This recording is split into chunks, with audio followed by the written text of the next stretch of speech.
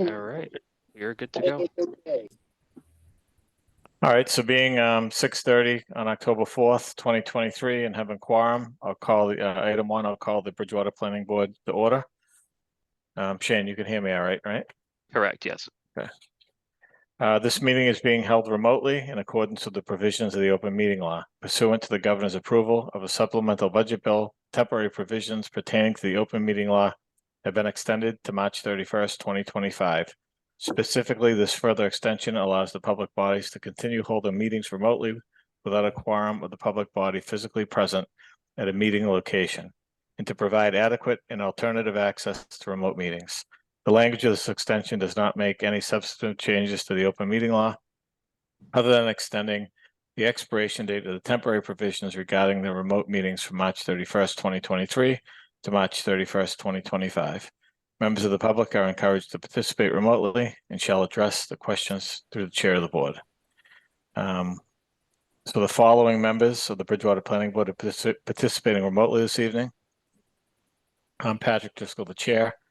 Mr. Raymond Ajemian, Mr. Michael McDonald, the vice chair, Mr. Stephen Geller, Ms. Astrid Rojas are all members, and then we have an alternate member attending this evening, Mr. Ted Haley. The following Bridgewater Town staff are participating remotely as well. Mr. Robert Rulli, he's our Community Economic Development Director. Mr. Shane O'Brien, the Town Planner. Ms. Tristy Jane, the Assistant Town Planner. Mr. Greg Tansey, the Town Engineer. Mr. Stephen Solari, the Building Commissioner. At this time, everyone's mic is muted. The board's mics will be unmuted through the whole meeting, and as items appear on the agenda, the project's representative mics will be unmuted. If the project is a public hearing and allows for public comment, we ask that you use the chat feature to ask your question by listing your name, your address, and your question. The chair will recognize questions in order, or Mr. O'Brien is the host this evening. You can also use the raise my hand feature in the participant menu, and you'll be unmuted when the host or chair recognize you. Again, please state your name and address before asking a question or comment. And if you're on the phone, you can dial *9 to raise your hand. So I would, we'll open the next item on the agenda is item 2. This is a minor modification that we had continued from September 20th, 2023. This is in regards to 31 Perkins Street. This is a site plan review, minor modification. The site plan was approved on August 16th, 2023. So I can turn it over to the representatives at this point. Good evening, Doug Troyer on behalf of the applicant. We also have our project architect with us this evening as well. As you indicated, we had a meeting back on September 20th where we presented some minor modifications to the elevations plan that was looked at during the site plan decision. Shane, am I able to share my screen? Yes, you are able to. Great, give me 1 second.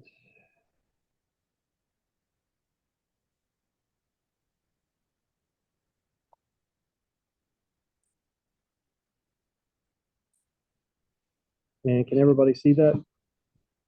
Yes.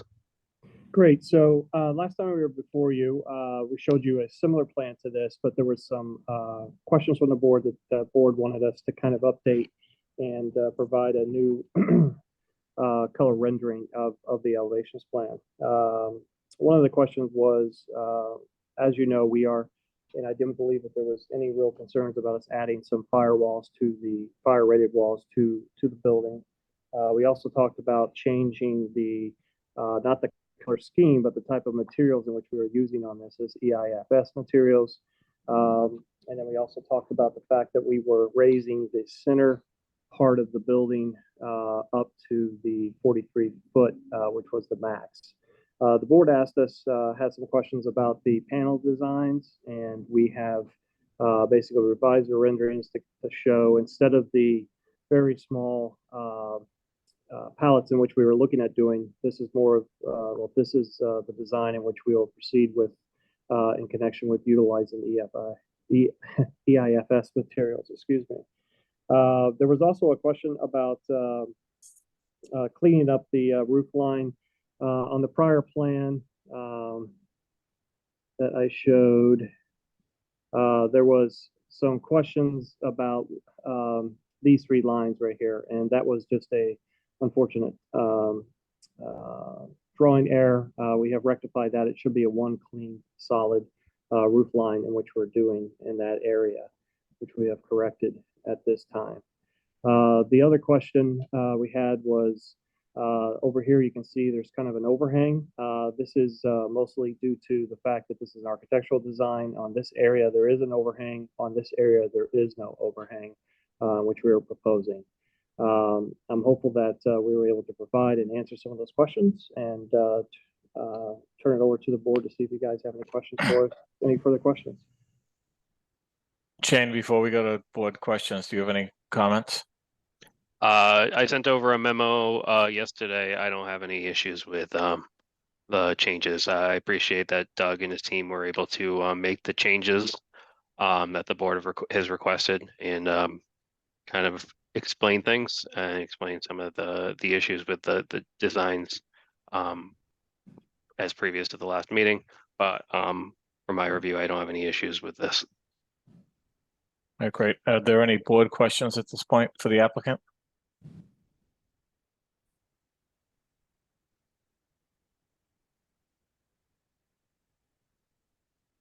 Mr. Geller? No? Sorry, I was on mute. No, I'm fine. I'm glad to see that they cleaned up the elevation drawing, so it looks good. Okay, anybody else on the board? All right, is there anybody else who would like to speak on this before we continue?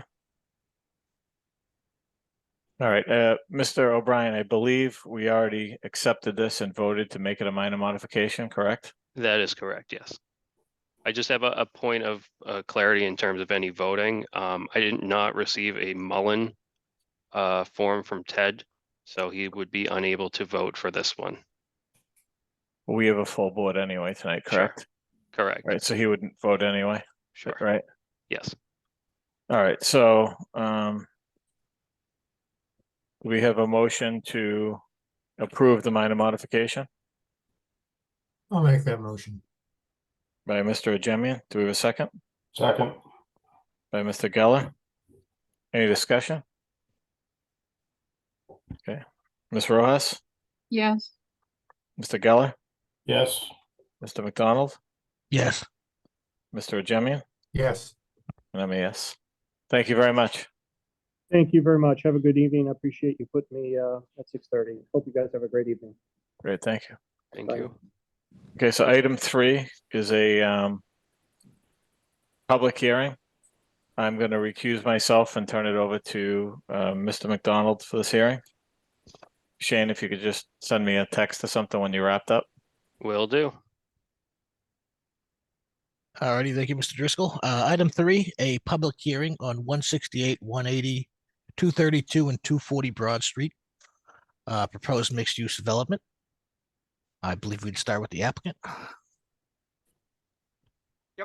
Good evening. Can you all hear me okay? Yes, sir. Kind of. Kind of? All right, I'll speak up then. Cool. Hi, good evening, everybody. We were in a couple months ago and we took a lot of comment and suggestions from the board. Of course, as you probably remember, we've been before you for a few years now trying to get things squared away. Tonight, I have a big group that I brought with me. I want to just quickly introduce them. From Bowler Engineering, the civil engineer on the project, Matt Ashley and John Cusick. From the traffic engineer, McMahon and Associates, Jeff Bandini. From Market Square, the architects, Jason Neuweber and Rob Harbison. And of course, our team, Jerry LaRusso is here. I think that Joe Bartuca might be joining us. And the owner of the foundry, Tom Perkins, is also here, I see, as I look through the crowd. I'm going to, as long as I can, Shane, I'm going to share my screen. Sure. Okay. Steve, could you just identify yourself for the Oh, record? sorry. Yeah, sure. Steve Meltzer from Edgewood Development Company. Thank you. I thought I'd de-emphasize myself tonight. So can everybody see the slide at this point? Yes. Okay, great. So what I'd like to do is, as efficiently as I can, I want to run through the improvements and changes that we've made to the site plan and to the buildings overall. And then I'm going to ask some of the experts to give us a little more detail on that. So I'm going to hit it at a high level. Of course, I welcome any questions along the way.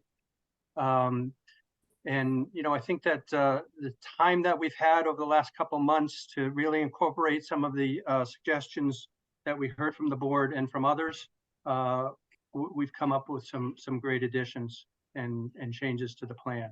So I'm going to go through that summary of the design improvements. We're going to get an update from the civil engineering, an overview of the traffic analysis, and a review of the architectural design. So I'm going to start a lot of discussion about walkability and making this site more amenable to the folks who are pedestrians and want to use it. Unfortunately, we're unable to provide a walking trail along the river, but what we've done, if you can see in the plan here, is added walking trails that basically circumnavigate the entire site. Go around the entire site here. You can walk entirely around this building. There's trail paths down to the street in a number of places and to all the other buildings. On many of those places, I zoomed in, you could see that we've got little pocket parks, there'll be benches and green areas. Now this is just overall, and the entire plan is really a first draft for landscape design. We'll be making that more sophisticated, as well as other things as well, once we have sort of a conceptual understanding with the board as to what we're doing. We've added, as well as the trails, an on-site community garden. And that's in that area to the right or to the north of the larger building. We'll probably be doing that with raised beds. We'll be providing and probably arranging for a small group of people who will want to take that on and run it outside of us, but we will be providing the infrastructure for it, as well as any water or any supplies that they may need. Moving on, in the area between the large building and the broad street, part of this area is going to be for drainage, but a large part of the area, the circular area here, we've designed, and we'll continue to work on that design as a park area, green area, walking area, with the trails all the way down to Broad Street, so to add pedestrian access both out from the site and into the site.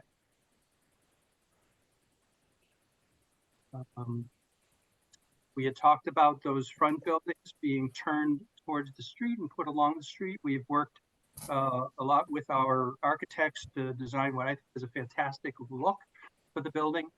Again, we're going to be refining this a bit as we go, but this is the general look and feel, or specific look and feel, that we're going to achieve.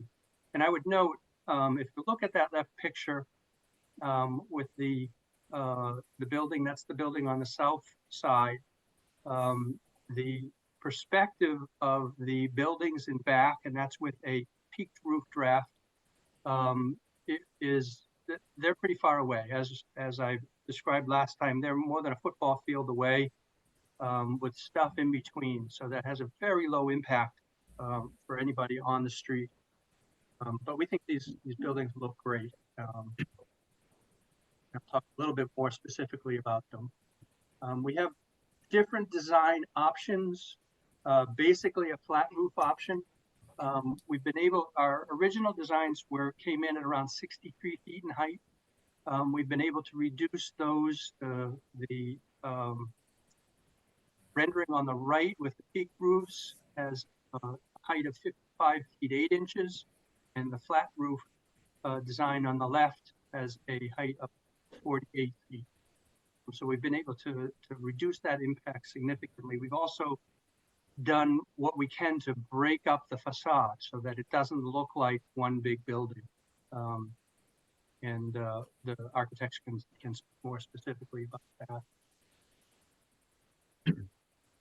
We've done a redesign of the building at the north entrance to eliminate the drive-through off of Broad Street so that there is no longer a fourth entrance or curb cut on Broad Street leading to that drive-through. It's all internal now.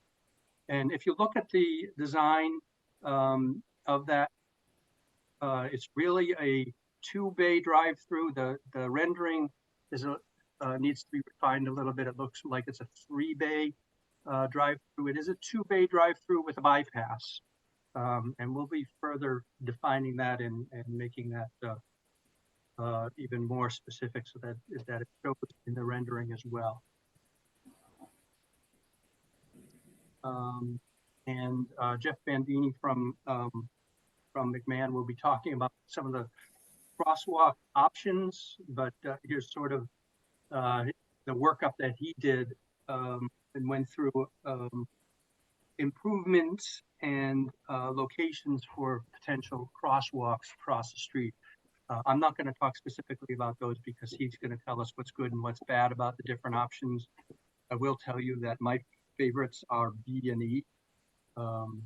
And I would say also that although the planning board will have a lot of input into it, we do have to go through permitting with DOT with respect to any crosswalks.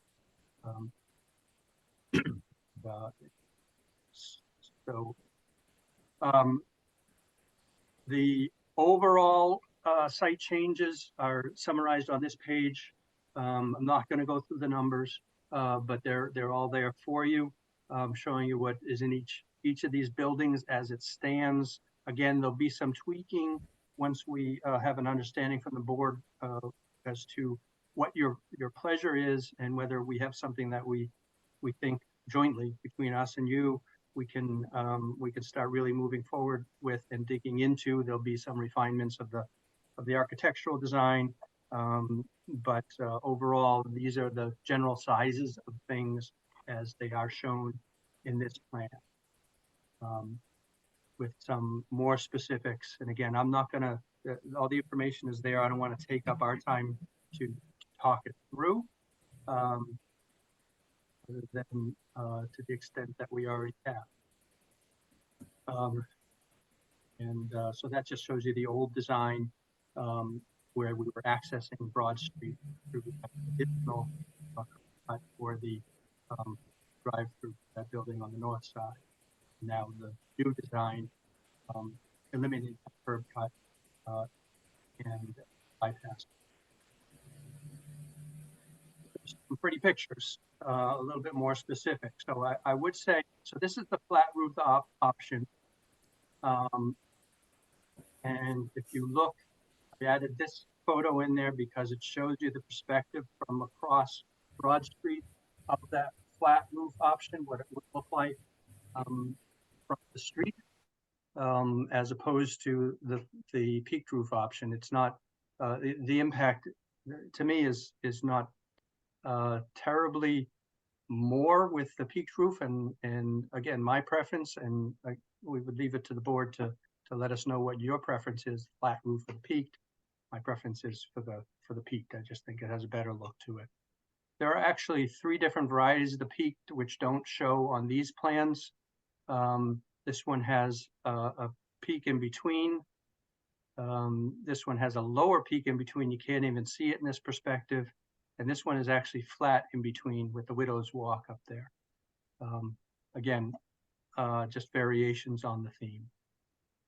With that, I'd like to turn it over to either John Cusick or Matt Ashley. I'm not sure who's going to be presenting for Boulder. I'm going to stop my screen share in case they want to share their screens. But before I pass it along, Does the board want to have any questions now, or do you want to wait until we're sort of done with everything at this point? Apologize, I was muted. If there's any board members that want to make comment at this point, they'd be free to do so. If not, we can just proceed ahead. I'll wait Steve- till everybody's done. Steve, I just have a question. Are you showing, you're talking about DOT approval for the crosswalks? Yep. Are you showing, I don't think it's on your plan where the state highway begins and ends.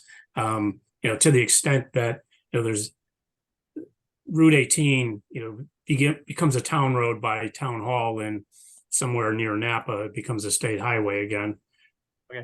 I will leave that to Jeff Bandini. If he doesn't know, I'm sure he can find out. And we can certainly get more information on that. I don't know where it begins and ends, but he's been through the process before with DOT, and can tell you what the interplay is between what the planning board wants and what they will do or won't do. Well, again, I mean, my only point is they have no jurisdiction over that portion of the road that's within the town. The only other thing, and I'll let you go on, is that I would just pay attention to, what the proposed renderings look like for Campus Plaza, that, you're kind of aligning with those entrances and areas too. Just not that anything's finalized there, but just keep that in mind. Yeah, and actually, Jeff will talk about that. He did a pretty good analysis with respect to that. Thank you. Thank you. Anybody else All right. before I pass it along? Well, thank you. For the record, John Cusick with Bowler Engineering. I won't go over the any of the site plan changes that Steve had talked about. I think they were all very, very positive changes that were made, really to address comments that we heard through the process, the iterative process that we're going through now. So I think at the end of the day, very, very positive changes that in turn I think make a better plan. So we're very happy with those changes. Just relative to some of the infrastructure comments, I know there was just some questions just relative to the water sewer usage and coordination that we've had there. We have reached out to, the project will generate approximately 32,000 gallons per day of water and sewer usage per Title V calculations. Those are typically a little on the conservative side, but that's just what we go with for planning purposes. We've reached out to and spoken with the superintendent of the facility as well as the engineering department, and there's not a moratorium associated with connections. There still is a capacity to take on new connections. We believe this fits well within what's available within the town. As I mentioned, it's approximately 32,000 gallons per day. I think probably at a high conservative approach. We've also reached out and had some coordination with the fire department based on some of our earlier conversations that we've had. They didn't see any initial concerns that jumped out to them with the layout of the plan. As you saw on the site plan, there's plenty of access and circulation around the building. The radii are all there. We have adequate hydrant spacing throughout the site, approximately 300 feet apart. So if any additional questions come up through the process as the plan gets tweaked and further refined, we'll certainly continue to work with fire, continue to work with DPW and engineering, but we're pretty confident any comments that come up towards those items should be easily addressed on our end. And again, I'm happy to go into any more detail relative to the site plan itself, either now or at the end of the presentation, but I won't. In the interest of time, I won't duplicate what Steve has already gone through. Any board questions or commentary? Okay, back to the applicant. All right, great, thanks. So I just want to mention before I move on to Jeff,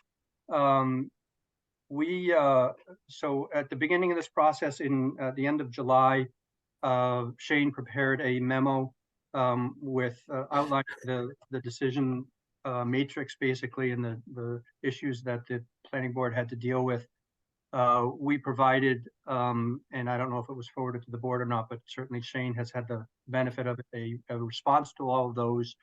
Shane, I partly shared with me an update to that memo, which was dated yesterday. I got that today. I haven't had a chance to look through it closely, but it looks like it incorporates some of those responses. And I just wanted to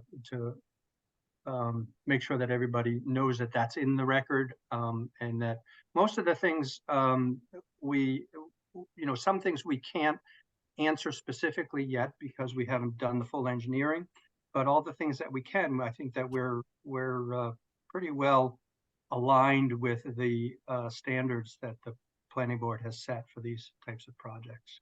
But we certainly can discuss that. And if you have any questions, I'm happy to answer them. But I'm gonna pass it over to Jeff Bandini, traffic engineer with McMahon and Associates, a Bowman company. I'm not sure if I'm supposed to say all those words, but go ahead, Jeff. Steve, thank you to the members of the board for having me this evening. Again, so we've been involved from a traffic perspective throughout this process and have worked closely with the project team to address some of the concerns that the town has addressed with respect to project access and building size and things like that. So Steve, I think it's beneficial for me to just jump right into the locations of the crosswalk, since that was mentioned specifically in the presentation. So just for everybody's orientation, so we looked at 5 different crosswalk applications because we understand the town's concern and desire to have pedestrian access within the vicinity of the project site across Broad Street, connecting to Campus Plaza and connecting to the conservation area to the northeast of the site. And so just for everyone's orientation, so B is the existing crosswalk that connects across the street. Again, Jeff, I don't know if anything's shared at this point. Do you want me to share my screen again? No, we see Jeff's screen. Oh, okay, you do, okay. yeah, it's just I just have the crosswalk. I'm sorry. That's okay. Go ahead. I wasn't sure if I didn't have sharing benefits or anything. So yeah, so crosswalk B is existing. We work closely with the project team to try to work with the desire lines to get the proposed site driveway adjacent to the existing crosswalk. We think that's an established location. It certainly, was, up to Mass DOT standards. They had to approve that. Again, we can look into if there's additional modifications that might need to be made, but we also wanted to provide some additional feedback on additional locations that might be worthwhile. So again, we looked at location A, more towards the south side of the site to connect the desire line to the existing gas station convenience store on that side of the site. What we did find was that location was fairly proximate to the Spring Street signal and the existing MBTA track. So we wouldn't necessarily recommend that as a desirable location necessarily. So we also looked at location C, which would connect kind of the middle of the site directly to the Campus Plaza and would connect to the desire lines within it. Again, understandably, that location B exists most likely because of the existing utilities and the ability to kind of meet the required slope that Mass DOT requires for that. So that's why location B is likely where it's existing, but we did want to look into location C because of the desire line. We also looked at location D. That's more so on the north side of the Campus Plaza. Again, not as many amenities in that sense, but it would connect directly to Building 3, which understandably would have a desire from a pedestrian perspective. So we did want to look at that, and it would also be adjacent to the north side driveway, which is shown to the right and would connect to the canoe launch. And finally, location E, which would be on the furthest portion to the north, would be located just to the north of the existing bridge in the town river. That would connect to the existing, or connect a desire line to the existing conservation area. It would be far enough from the existing location B that there would be a desire line to cross Broad Street in that sense. So again, we did look at this and want to manage the expectations in terms of pedestrian connectivity as far as that goes. Steve, I know one of the board members had a question about the state highway. The state highway ends/begins about 350 feet north of the Spring Street intersection, so it's just south of location B. So we would, if we were to consider location A, which again, we're not necessarily recommending due to the proximity to the intersection and proximity to the rail crossing, but that location would be within town jurisdiction. And as Steve mentioned, the permits for the access to state highway for the central and north side driveway, as well as any other crosswalk locations, C, D, or E, or modifications to B, would have to go through the state highway access permitting process.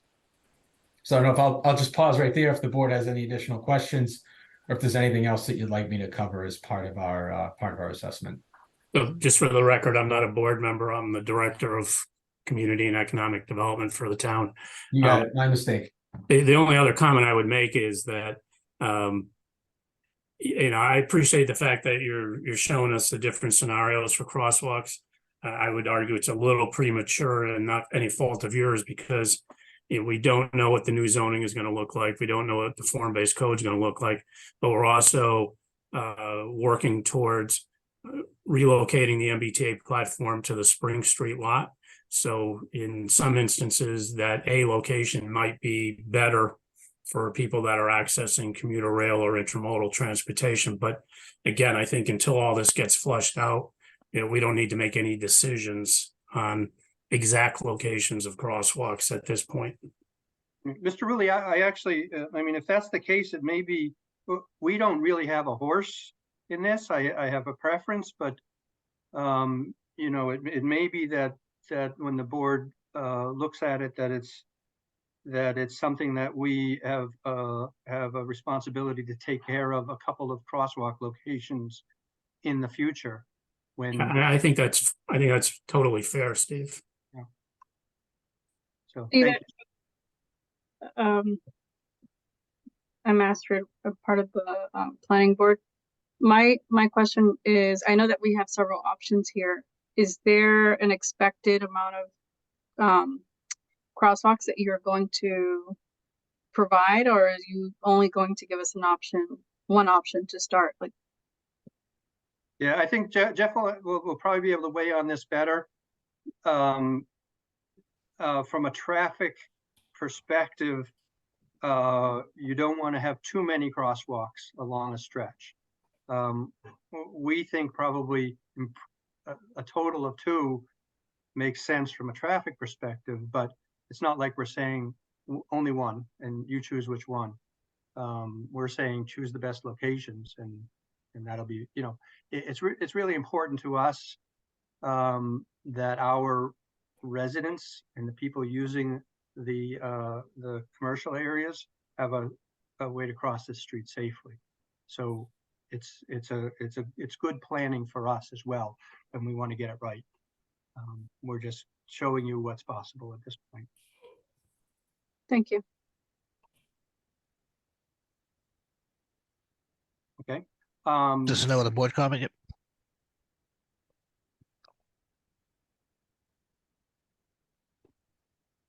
No, we'll wait to the end.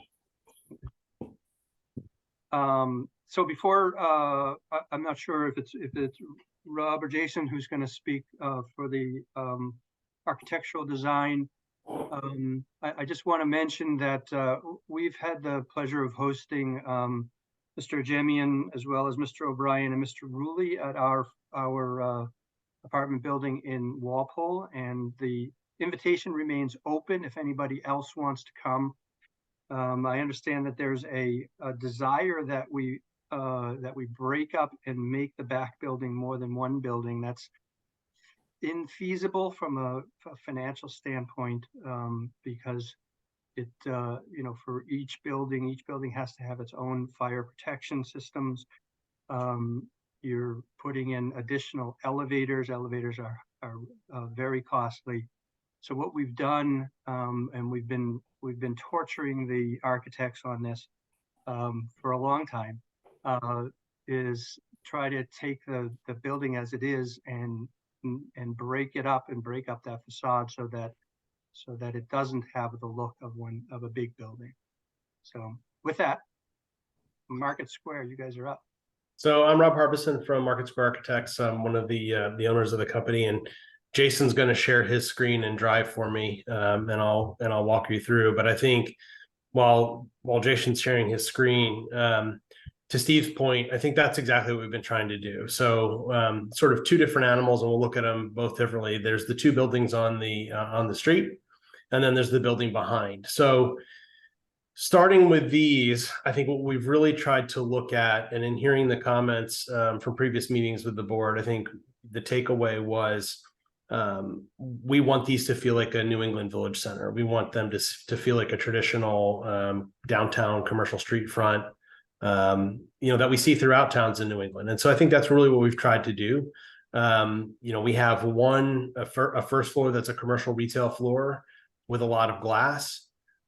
We've tried to break up the facade of the building into, a hierarchy of sort of primary, secondary, and tertiary elements. So you can see that primary gable in the center and the two gables that end on the corners. And then the third floor really to feel like under roof. And I think in our downtowns, we see that often where you have living space, apartment, offices above a ground floor that's sort of taller with more glass. I think it's a very traditional look. And creating those bays with that hierarchy really gives you a nice rhythm across the street to break it up from a pedestrian standpoint. So it's very much street facing. It's very much pedestrian friendly and oriented towards that sidewalk. And you saw in the site plan, the plaza in front of the building. So, there's a very much a pedestrian interaction with the street face on that retail facing side. And then at the top floor, we've also just created a little bit of detail in terms of the balustrade. That would potentially screen things like mechanicals down the road. Obviously, we haven't gotten that far into planning. And then, Jason, if you can skip ahead a slide, we basically have carried that same language forward to the other building. So we would, they're not twins, but they're probably siblings. So very similar look and features. We like having kind of the prominent glass on the corners and those gable forms on the end. We did here, we have that third lane will be a bypass. So if you can visually delete that last bay of the canopy, it would have the same look, but just be back one bay. And then, we're looking at, I think the concept images that we've seen from our client have all been of very traditional downtown New England buildings. They have tended to show a very traditional white look with traditional trim. So you can see we've layered in some of the traditional details where you have those corner pilasters at the gable forms, where we're letting that roof line run through at the second floor in between those gables to break down the scale. We have some very traditional eave trim wrapping around, and then at that primary element in the center, just a little bit of additional detail again to kind of bring down the scale. Those are the kinds of details that relate to a pedestrian scale on a street front. Any questions before I move on to the back building, or it sounds like we're holding questions from the end? So I think those two are very similar. If everybody jumps in, just feel free to yell, but otherwise I'll ask Jason to move on to the back building. And the back building, and part of this, Steve mentioned, we want to make sure we're headed in the right direction before we complete all of the design. So obviously we'll be coming back with more detailed drawings in the future, but each of these buildings are sort of versions of the same thing. And we're trying, as we go through, I'll try to tell you what we're trying to achieve in each of them. So this is our, I think, preferred option. And part of that is we want to make this long building feel like something that's comfortable in a residential, walkable residential area. And what we've been looking at are a lot of images throughout New England of essentially row house buildings or townhouse buildings. And so we have broken up the elevation in a couple of different ways. And I think similar to the front buildings on the street, we're very focused on having a base, middle, and a top that's very clear, and having a hierarchy of primary, secondary, and tertiary elements. In this case, we're breaking up the mass by stepping the building in and out, the same way that you would see in a townhouse or row house in a walkable urban area. We are also breaking up the material palette. not just in terms of color, but also physical material. So you can see on the block on the end, that's a thin masonry veneer. We're changing the tone of the thin masonry veneer at the base of the next building, and so forth. We've added a lot of elements in terms of canopies, details that are unique to each one of those structures as you walk down that row, again, to get to that pedestrian scale. And at the top, one of the biggest changes is that when you look at a building head on, if you see a continuous eave line across the building, it can make that feel very long, very big, very box-like. So here, and part of the reason why we like this option with the different roof elements at the top of the building is that it changes that line. It changes the line of where the eave is and breaks that building up visually. So on the end, we actually bring the eave down a story with a mansard roof to make that element feel shorter, while the next one has a gable at the top. In between, what we have is a shallower roof pitch that runs back as a hip. So if you're walking along in front of this building, you may not even perceive the roof above that eave line. The further you get back, you would see it sloping away like a traditional roof, but secondary to those gable forms. And then as you can see, as you look down further, we have a couple of cupola elements to add visual interest. We have some balconies, some that project, some that are recessed in. And all of those changes obviously have costs and details associated with them. But I think to us, the value of that is it steps this building as you go along in a way that really breaks up the scale of it. So it feels, what you read is much more the vertical row houses marching along versus that long flat elevation. And we feel like this is a pretty successful outcome in terms of generating that feeling. Again, imagine a pedestrian walking across this building. You don't want it to feel like a long flat block. We want it to feel like a series of row houses that have a residential scale and comfort level. So those are really the driving components in the revision to this exterior. And Jason, if you can just maybe go to the next couple of options. The other primary item we were sensitive to was building height. And so this one, the last one that you saw, would essentially have, and it's a little tricky to see in perspective, and part of that is because in all of these, we're trying to visually keep the building elevation lower. So the previous image was a low sloping roof that would go up to a knee wall where you would likely have mechanicals or other things behind. In this option, it's the gable forms and all of these roof elements that we're talking about that create scale and texture, but with a flat roof. And the goal of that is to keep the total building height lower. And the only thing that would be violating essentially that building height from that flat roof are these gable forms and vertical elements. And then Jason, if you can go to the next image. Sorry, that one. Oh, so that one had balusters. Sorry, the difference in that one was, versus just being a plain flat roof across the whole thing, in between the gable forms, we have balusters that could act as a screen or create some visual interest at the top. And the last one is the shortest building of all. So the shortest building, we get rid of those gable forms and those other things that are causing that peak to be a little bit higher. It's completely a flat roof with some modulation just to maintain that hierarchy. The one challenge that we have is when you go in that direction, it creates necessarily a very modern look, because obviously traditional buildings wouldn't have had a flat roof. So it's a different look aesthetically. It eliminates those peaks that are a little bit taller, so it brings the total building height down. And we wanted to show that as an option, but obviously it has a different aesthetic direction. So that's kind of a overview of architecture. And with that, I guess I will turn it back to Steve, and we will obviously be available for questions along with everybody else on the team. Great, Rob. Thank you very much. Appreciate that. And I appreciate all the work that everybody's done on our behalf. We have a great team, which I haven't been able to, or haven't shared with you before now, but now you can understand how great our group is.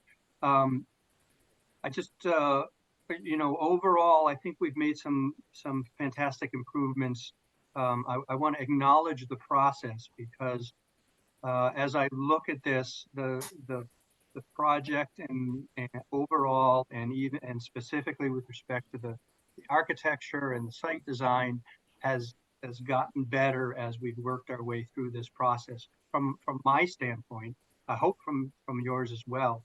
And I think when you look at this area and you look at what's going on with this project, with the improvement that you're going to be looking at, and refining, it looks like, on the next application with the Napa building, and then with what Bob Rulli is going to get Federal Realty to do across the street, this area is going to be fantastic. I think this is a great start. This project is a great kickoff to that process, and you know, I'm looking forward to hearing your comments, and we still have work to do, but what I hope to accomplish tonight is get an understanding from the board as to which direction we should be going in, so that we can really dig in deep and do the architectural work, the detail stuff, and the engineering work, the detail stuff, so that we can move towards approval of some sort. So thank you very much, and we're here for questions. Quite the presentation. Thank you. Thank you. I guess first I turn it over to town staff. If there's any commentary there? I just want to commend Steve and his team. And we didn't get off on the right foot initially in terms of, you know, what my feelings were about the two front buildings. I give them a lot of credit for rethinking what those should be. And I think that we're definitely in the right direction with what those buildings can be. I still have some questions with respect to the drive-throughs, but I understand that, you know, we're still early in the process. But in terms of what the form of those two buildings are, I'm completely supportive of that. I think that's consistent with what the vision and reality thought process is. And it'll be consistent to what the new zoning amendments and form-based code will be.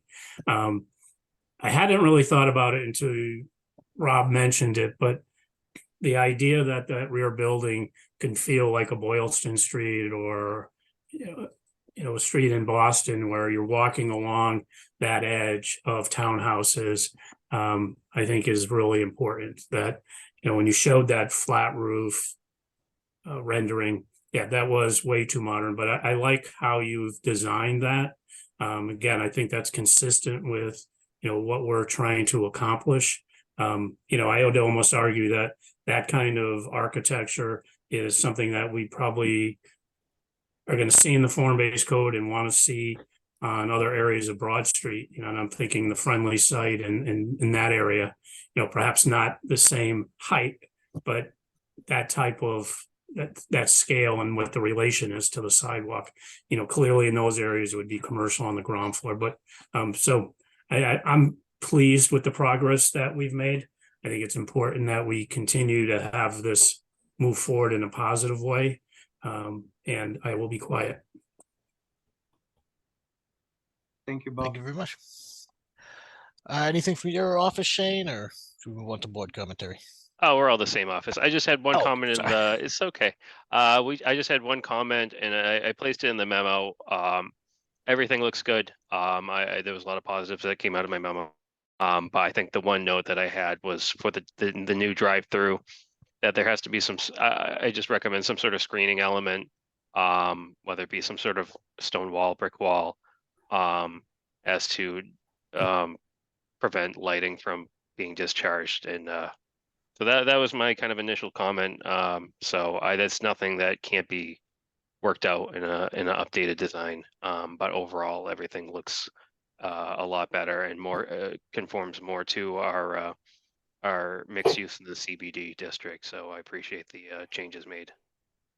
Thank you, Shane. So if I can, Mr. McDonald, before you go back to the board, I just want to talk about the drive-through a little bit because it's been brought up a couple times now by staff. The only reason we want a drive-through is so that we can get a tenant. And most of those kind of tenants, and so we've been speaking for a long time with a bank tenant, they would want to drive through, but even other kinds of tenants would want to drive through. We don't necessarily want to drive through except to keep a tenant happy and to get a tenant in there. So my thought is, first of all, we're going to reduce that or just make it clear that that is reduced down to 2. We could potentially reduce it down to 1. But my thought with respect to how it may look as a final condition is that perhaps we can get approval up to 2 drive-through bays, but have the ability to bring that back down to 0. And if we can find a tenant that doesn't need a drive-through, we're just as happy not to build one, have perhaps more landscaping, green space there, and or even more outdoor eating area there if we can. But that's just my thought on it now. And with respect to the screening, Shane, not to denigrate your artistic abilities, but I'm sure we can come up with something something nice that would screen that drive-through from the street area, that would probably include some kind of landscaping as well as hardscaping. So that's all I wanted to say at this point. Thanks. Okay, thank you very much. We'll turn it over to board commentary. I'll speak. Let me try to be clear on this. First of all, I've said in the past that I'm for this project. I think it's needed. I think it could be a real addition to the town.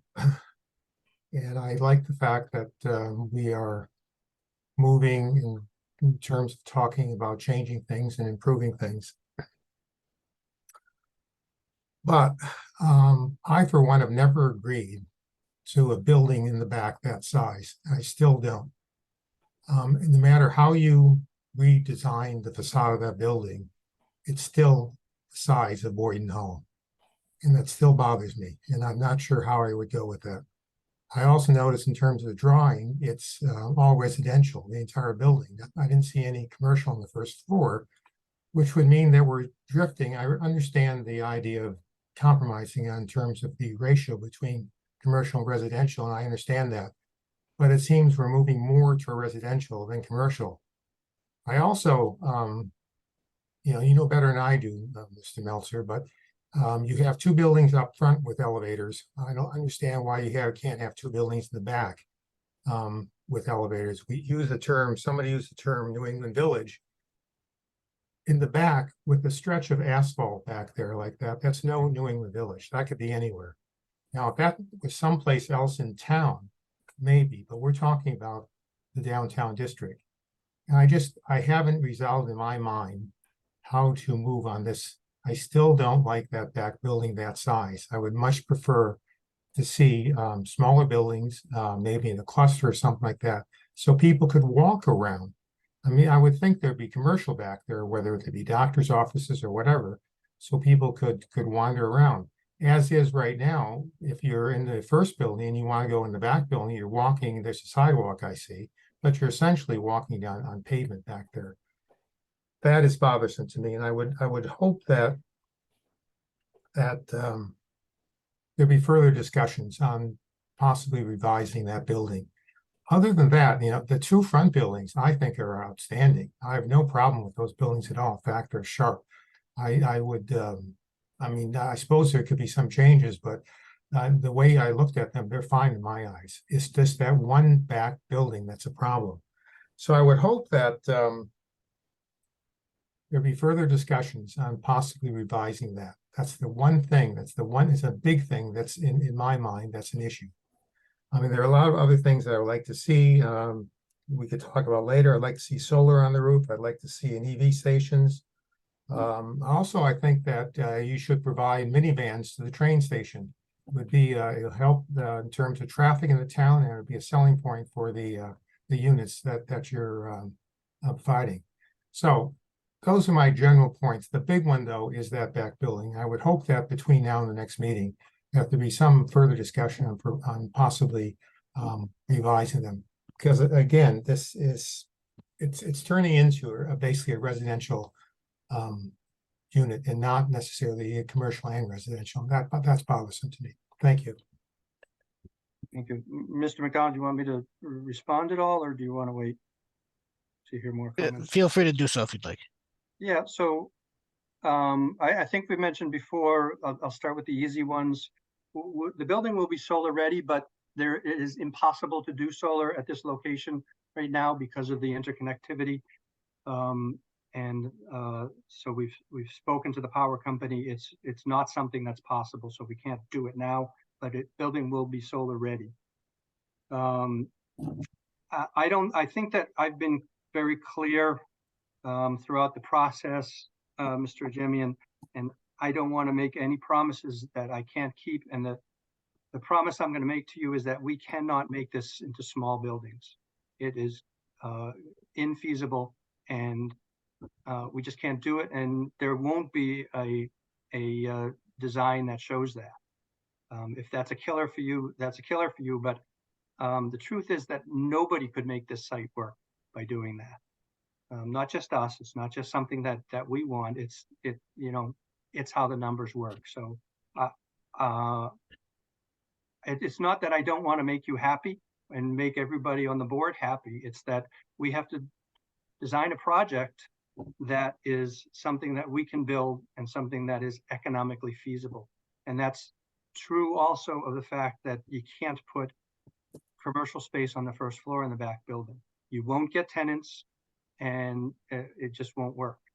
And it's not that we don't want to make you happy and give you what you want, but we can't design something that can't get built. You've had that in town. You've approved projects that can't get built, and guess what? They're not built. We don't want to have that happen. We want to be proud of what we are able to get approved, and we want to be able to move forward with building it, managing it, and becoming part of the community. So I'm sorry that I can't accommodate that, but I want to be clear that it isn't something that we can design. If I could just quickly respond, Mr. McDonald. I understand what you're saying, Mr. Meltzer. I mean, you're a businessman and you have to, produce something that's going to make a profit for yourself. At the same time, from my perspective, when we approve something, it is going to be in this town for the next 50, 60, 70 years, and the town will have to obviously live with it, something that hopefully will work. And it may. I'm not saying it won't. It may. I'm just trying to be clear that I question that building in the back. Everything else is fine, but I just question that building. And to be perfectly honest with you, right now, if we had to vote right now, I'm not sure how I vote. If I could just add something, Mr. McDonald, and I don't mean to be argumentative, but I think we need to keep in perspective that by right, this property could have another additional 100 units. The size of the building, the height issue, that is something that's going to be taken up by the Zoning Board of Appeals. But to vote against any application has to be consistent with some findings of fact. Findings of facts aren't opinions, they're findings of fact. So I want to make sure that the planning board keeps that in mind as you're evaluating this. Thank you, Mr. Rulli. Anything else, Mr. Jemian? Any other board commentary? I'll go next, Mr. McDonald. I do commend you on your architectural designs. I think it came out really well. I agree your flat roof scenario is just terrible, and I like how you put the peaks in. It kind of blended all the buildings together for the most part. I like that you pushed this building a little farther back in the property off the main drive. So as you can see in your perspectives, how it would look in the back, your peak roof versus your flat roofs. I'm quite sure which way I'd go on the top, whether we go with the flat or the peaked. I don't really like the railings going across the top, to be honest with you. Again, these are just my opinions architecturally, what I think they look like. I like how you changed all the different colors and made it look like it is multiple buildings just put together. The buildings in the front, I also commend you on. I'm not quite sure why you went all white, but I know that could be changed. And I'm fine with that. So architecturally, I think you did a really good job. Civil wise, on your crosswalks crossing the street, now there's currently no sidewalk on the other side of the road right now. And if we pick any of the crosswalks, you'd have to put an ADA ramp on the other side. Do you intend on adding sidewalks on the other side of the road? And that's once we pick one or We two. don't have we don't own the land, we don't own the road. We can put sidewalks, but we don't have the authority to do that, and maybe Shane can speak to that, but we can only do what we can do. Right. I think just to address that comment, Steve, I think there's an assumption in the future for developments across the street, Yep. for them to incorporate sidewalk into design. Okay. I'd like to make sure also in the crosswalks that you have those flashing lights that you push, not just a crosswalk as it stands now, because people don't know that they're sitting there and people just drive by and not able to cross. I do commend you on the community garden. I see that a lot going on, and I do like your walking paths in the back. So I think personally you're headed in the right direction, and I think it looks nice. I think it'll be a great improvement for the town. Also, just quickly to address your point, Steve, there is a small portion of sidewalk between the entrance to Burlington to the exit out of Dunkin' Donuts. So there's a small portion of sidewalk Yeah. across the street. Okay. And the only other thing I'll add on that too, Steve, is that, at a previous meeting, the applicant talked about, potential mitigation. As things move forward, Yep. to the extent that it's town road, I don't think the town's gonna stand in the way of anybody putting sidewalks in, but, my understanding at this point is the applicant is like, are we okay with moving forward with this conceptually? And there's a lot of tweaks we can do down the road, but Yep. are outside of the building envelopes. Okay. Thank you. Those are my comments. Thank you very much, Mr. Geller. Mrs. Rojas or Mr. Haley? Nope, nothing from Mr. Haley. No, I Mrs. think Rojas? You all did a wonderful job tonight. Thank you for presenting, giving us all the options that you did give us tonight. And my main concern was the crosswalks, which I asked about earlier. Thank you. Thank you, Mrs. Rojas. As for myself, I do have to commend the applicant, particularly their architectural team. It is a substantial improvement, for sure. Very interesting design.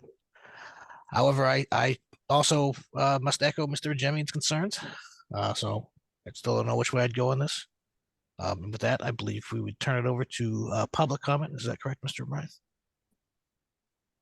Yeah, we can open it up to public comment, Mr. Chair. All right, we'll do so. Do you have any members of the public who wants to talk about this project? Raise your Just- virtual hand. Or Just say give them something. guidance, Shane, in terms of using the raise a hand feature. Sure, or- I have a tough time with it too. There's a option, I believe it's under, is it apps or is it more? Reactions. Reactions. So yeah, under reactions, you can raise your hand as I am doing currently. But also if you would like to reach out in the chat, I'd be happy to allow you to speak.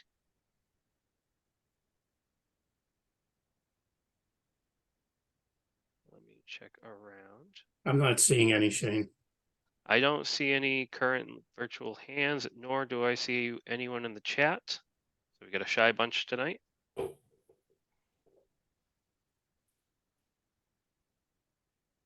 You can move forward, Mr. McDonald.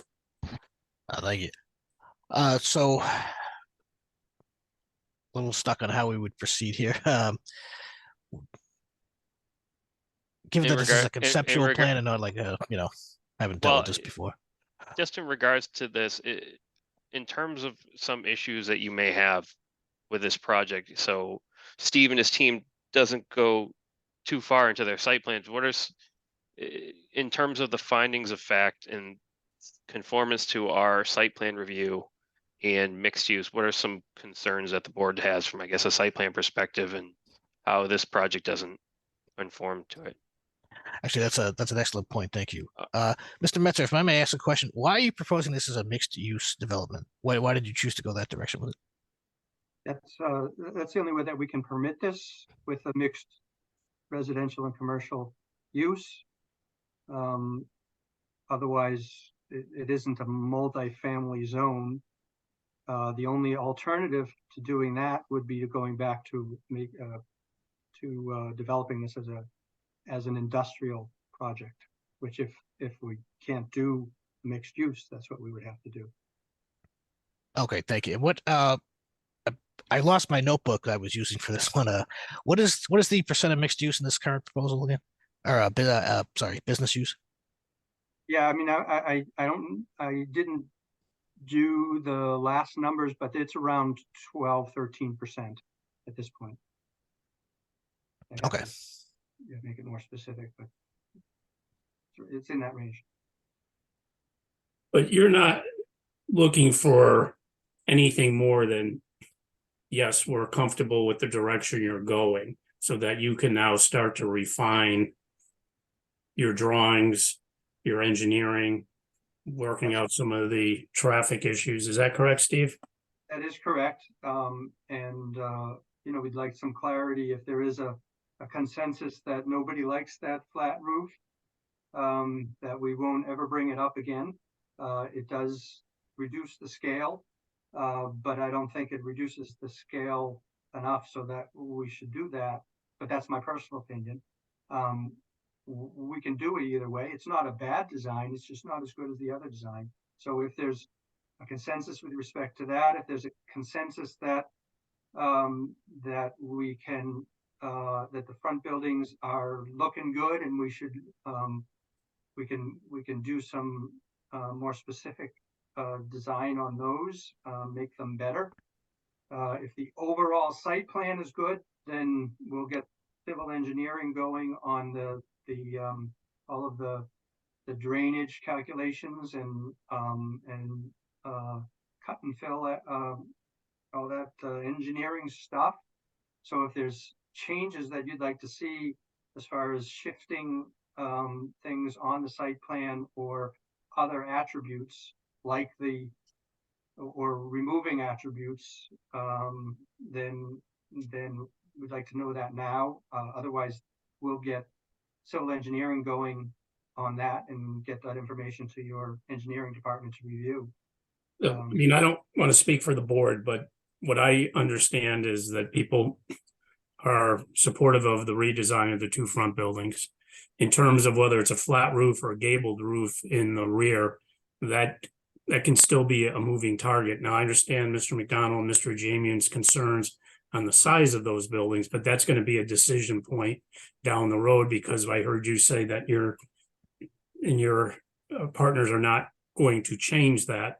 So I don't think a decision on whether it's a peaked roof or a flat roof has to be resolved tonight. I think, and I haven't heard anything from members of the board or the community that there's strong objections to the site plan as it's been presented. So I just want to summarize this, that the board is comfortable saying, yes, proceed in the direction that you're going.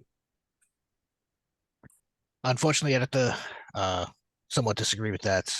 Given that I now better understand the scope of what we're doing here tonight, I could not personally grant a waiver for such a reduction in the commercial space requirement while that back building persists myself. Okay. But that's one person. And, again, there are other mitigating factors that may or may not impact that decision going forward. But are there other members of the board that have the same position Mr. McDonald did and Mr. Jamian has already articulated? No, I didn't say anything about the commercial thing. But my point on that is this: we originally, the bylaw says 30% commercial. We're down to 12 now. Right, and I can tell you that in January that please, there won't be a 30% requirement anymore. Let me finish, please. If we were down to less than half what we originally were at, and I understand the the lack of commercial desire right now. But if we lock this in, then what happens when there's a need for more commercial space? For instance, that back building, it seems to me that that first floor would be ideal for doctor's offices or things like that. And that's would seem to me that where we want to go in the future. I want to bring it back to that, we had the conversation about it in exchange for eliminating some of the requirement for commercial. We asked the applicant to give us a commitment for workforce housing units, which we're in dire need of. So it's not as if, we just gave up the 30%. I mean, they're giving us something back in return. They will have a rental office or a sales office in that ground floor of that real building. Again, I don't think any final decision is being made tonight. We're just not to waste the applicant's time and money any further. Is conceptually, is there agreement that this is going in the right direction? I agree personally. I think you are going in the right direction. I understand why you can't split that back building, and I'm not opposed to it not being split. I think what you did to the facade makes it that it's not such a long linear building. I do not like the flat roof at all. I don't know how the rest of the members run. I mean, if it was me, I wouldn't even look at the flat roof anymore and throw it away.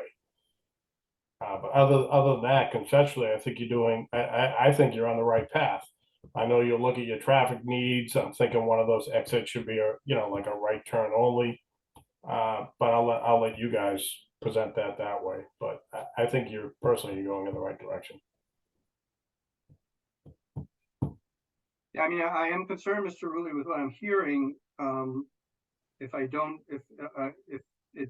it's apparent that we're not going to get enough affirmative votes to get this passed, then I'm not sure it's worth continuing to pursue it. And we'll go back to what I said earlier, which was Plan B. Well, what I'm hearing is there's 2 votes that aren't necessarily supportive of it. And again, those negative votes have to be supported by findings of fact, not by opinion. They have to be defendable. So, I mean, I guess I would ask Ms. Rojas. Mr. Geller has already articulated his position. I'm in favor of passing this forward. I agree as well with Mr. Geller. I was really impressed with tonight's presentation. I also agree with, removing the design for the flat roofs. Having the peaked roofs does make it seem like it's a hometown, and I feel that it gives it that New England look. I don't see any non-compliance to what you presented tonight. So I would say yes, I would push it forward. Yeah, unfortunately, Mr. Haley is not able to opine on this. Unfortunately, MJ is sick, but I mean, your choice, Mr. Steve, how you want to proceed, but I mean, you have the support of the town. From staff, I can tell you that. And we just had a community meeting last week where we had 253 people attend, and not everyone understands what the requirements of MBTA communities are. We're trying to, share information so they do understand that. But again, if we are intent on revitalizing our downtown, this could be the first project. And I think that those 2 front buildings set the tone for what the vision and reality is. But your decision, and that's between you and your partners, obviously. Thank you, Mr. Rulli. Yeah, I mean, obviously I want to go forward. I think this is a great project. And if there's any hope of getting affirmative decision from the board, then I want to keep on going. So, I'd ask Mr. McDonald that we set a continuous date, and we'll keep working. Obviously, we'll talk about it, and if that changes, certainly let you know. But maybe we can turn you and change your mind, Mr. McDonald. Of course. And as Mr. Rulli opined, I'm but one man with one vote. So, even if that does not occur, you're not dead in the water. And I do want to say, I've lived in 2 different structured homes, right? So I have lived in Waterford where, you know, the buildings are big and there are a lot of people in those buildings. And now I live on a two-family home, right? When I lived in Waterford, there was a sense of community that I received from all of my neighbors. I wouldn't want to, I personally would not go against having a larger building because I've met more people from Bridgewater and more families from Bridgewater. So good came out of that. I don't see the negative from that. So I just want to mention that to my board colleagues. So Steve, are you requesting a continuance to a date in the future? Yes, sir, I am. And would you prefer a month out, something like that? Yeah, that probably sounds about right. Okay, what would that put us at, Mr. O'Brien? Month out is the first Wednesday in November, so that'd be November, I believe November 1st. Let me just confirm. I apologize. Yes, that's correct. Could I just ask, what would the submission date be for that? And part of it is, I think it's less for architecture, but more for civil engineering, just in terms of getting the work done in time for the submission. I would say based on our discussions of site plan here, I would hope that staff could see the plans at least 2 weeks in advance, 2 weeks. if that's possible. I mean, in fairness to Mr. Tanzi and his department, you know, he's a band of one. So, I mean, the more time that we can give him to do his review, the better. But, you know, at the same time, if you're not able to get it to him sooner, then understand that if there was an approval, it could be conditioned on him finalizing his review. Sure, and I'll let John weigh in on this, but perhaps we could set the date, and if it turns out that it is slowed down and we can't get it in time, we could, or I'll ask, you know, like we've done in the past, maybe let you know ahead of time and ask that it be continued for that night to a later date. But John, why don't you tell us what your thoughts are? Put you on the spot a little bit after your lawyer, Rob Harbison, has represented your position. Exactly. I appreciate that, Rob. Thank you. So 2 weeks in advance of that is, about a week and a half out from today. So that's probably pretty tight to get everything redesigned and submitted in that time. But I think to your point, Steve, if you wanted to hold that date, see how it goes, maybe we have something further along to present if you want to do it that way, as opposed to all, an all-in submittal. But to get the full thing redesigned and submitted back in a week and a half is probably. What is the meeting after that first? We have November 1st and then the 15th, but based on how the Claremont stuff's going, I don't. Whatever you prefer. I think November 1 is feasible. I think if you can I think I can turn around a review within a week. It's not like the design of your building and your site plans are going to be drastically different than what you've submitted in the past. I think that, we may be behind on some drainage information, but I think in terms of overall site plans, based on what you've already submitted, I don't really have an issue in terms of a week turnaround. And if a continuation is needed, I don't think that would be an issue on our part either. Sure. John, it's just billable hours. I just need to find the hours. But that's why Matt's on the line too. So I guess I'd request November 1st, and if something comes up and we're not able to get you something good, then we will respect the board's time and not come in and waste anybody's time. Okay, excellent. Thank you. Do we have a motion? So moved. I'll make a And a motion to second. continue this hearing to November 1st. Do we have a second? I'll second. By Mr. Rajemian? Okay, Mr. Geller? Yes. I'm sorry, any discussion? Nope. Mr. Geller? Yes. Mr. Rajemian? Yes, Mrs. Rojas? Yes. And I'm sorry, Mr. O'Brien, is Mr. Haley a voting member in this? No. No, No. okay. I'm a yes. All right. Thank you all. Thank you, everybody. Appreciate seeing you and your input tonight. See you. you soon. Thank you all. Okay. All turn right, it I've back let over to- Pat. Oh, I let Pat be aware to come back to the meeting, so he shall be here shortly. Would you like me to proceed with announcing the next item and then Pat can take over when he gets in, or? Oh, I think we can wait for Pat. I think he'll be fine. He said 2 minutes. If you want to introduce the next item, I think there's no issue. Okay, yeah, we'll keep it moving. So next up is a public hearing for 500 Elm Street for a site plan and driveway modification. And the applicant may give their presentation. You have Chris Anderson, Hannigan Engineering. Is it okay with the board if I share my screen to show the plans? Yeah, course. let me just get that, allow that to happen. All right, you should be able to share your screen. All right.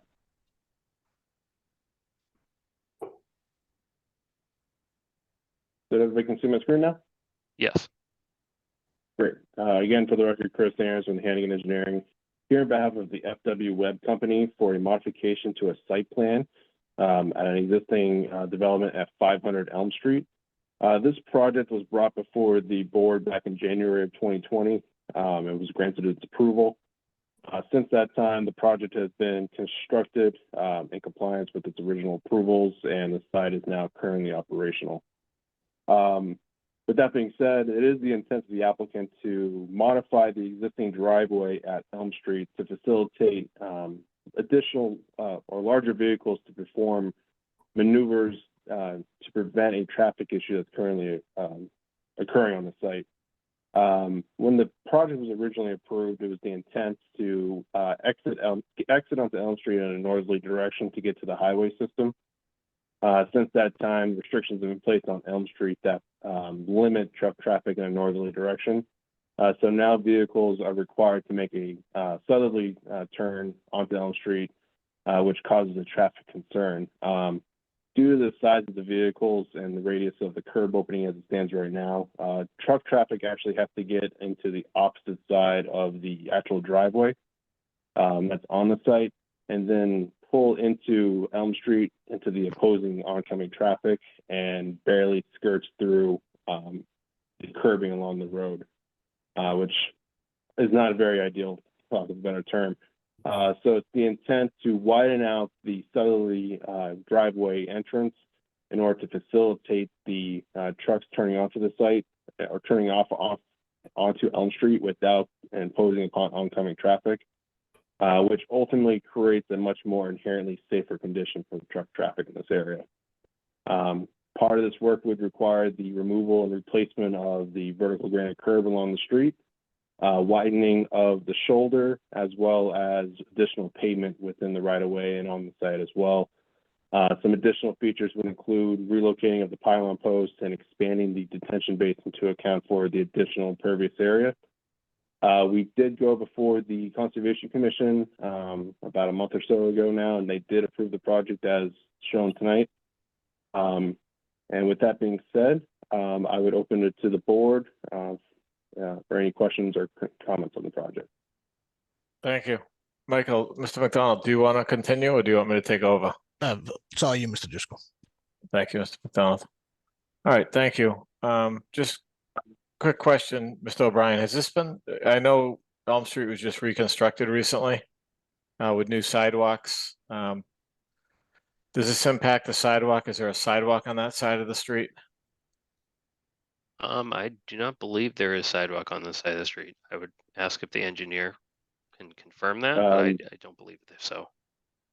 Nope, there is no sidewalk on this side. It's a very small shoulder that drops off quite rapidly. Okay, so there's vertical granite curbing though along the street up into your existing opening, is that correct? Correct, and it's the intent to replace that along the new curb opening. Has DPW, I mean, I know the street was just reconstructed, has DPW weighed in on this, Mr. O'Brien?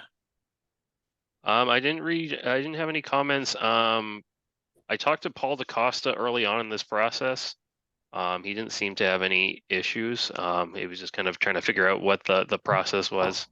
From my discussions with him, they have allowed for additional curb openings. This is a prior conversation we've had. But in terms of this project, it being a planning board review, as planning board is the only commissioner of the special permit granting authority to allow for waivers beyond 24 feet for industrial driveways. But from all indications, I didn't see I hear any issues from Paul or DPW regarding the curb cut.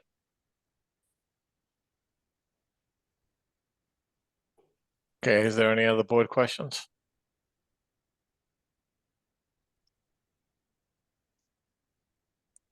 All right, any other staff comments? Just wanted to note in the memorandum that the applicant did go through Conservation Commission with a notice of intent, as there are some wetlands on the southwestern portion of this property. You know, personally, I'm fine with it. It's only, this what, 1,200 feet being paved, and it's gonna improve traffic flow and safety, but I don't know if we could make it contingent upon, does DPW have a street opening permit process, or how do they handle that on a new street because they're gonna be working within the layout, correct? They're gonna be removing existing granite owned by the town in the layout? That would be correct. They would have to construct it as presented. So they would have to go through it would be similar to any process. They would have to go through some sort of, whether it be a street opening permit through the DPW process. Okay. Mr. Tanzi, do you have any comments on this? I know Elm Street was just recently done. Well, I did review the turning radius templates that for the truck traffic that's going in and out, and this curb cut improvement will help out matters as represented by the applicant. And as far as the curb cut permits, it'd be a standard curb cut street opening permit that the contractor would have to get at the DPW at the highway barn, have to prove that they have insurances and post a bond and whatnot. But as what Mr. O'Brien said, there's a procedure for that they have to follow. Okay. So if we did decide to approve it, we could just make it subject to looping in DPW and getting the necessary approvals? Yeah, Correct. I wouldn't say looping in, they would have to receive a street opening curb cut permit regardless. Okay. Preferably sooner than later, I guess. Any other, so what is the total width now? It's exceeding 24. 20. It is 24. So the new width will be 24, completed width? Not the whole way. So what's the total footage at the street now?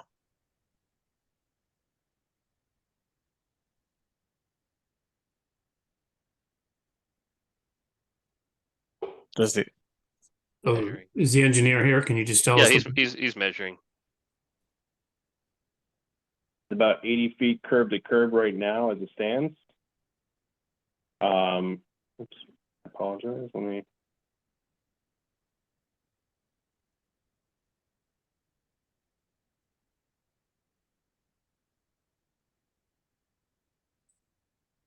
You're looking at about 150 feet curb for the transit.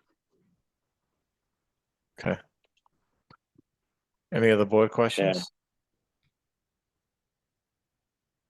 I have no issue with it. And I'm just, it's not to make a big deal out of it, Mr. Tanzi, but it's not gonna, I know that street was designed for water to flow a certain way and granite curbing was put in. It's not gonna impact any of that based on elevations and stuff like that? No, I don't believe so. I mean, they did go through conservation. Okay. It's not a substantial amount of pavement anyway. I don't see it having an adverse impact. Anything, anybody else, staff up aboard at this point? Do we have a motion on the, do we have a motion to accept this as a minor modification?